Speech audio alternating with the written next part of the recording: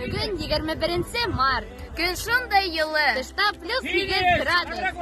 Bizde sangı sezonun yabal bayramı.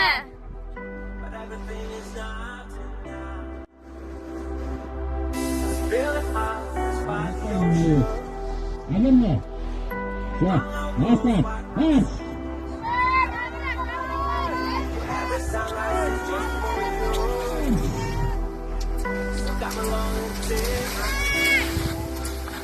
Tak, apa nak tunggu?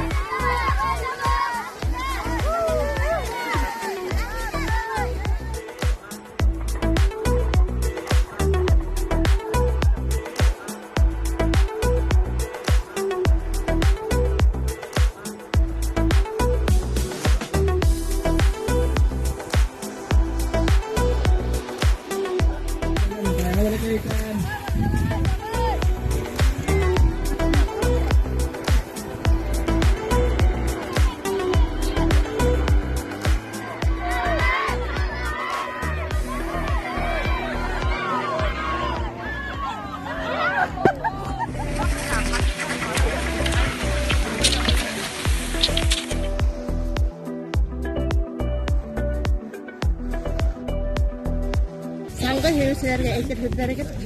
Sangı hüplerge. Yürüyün dar sangılan. Aldı başın daha iyi. Bütün mesele tabii sangıları.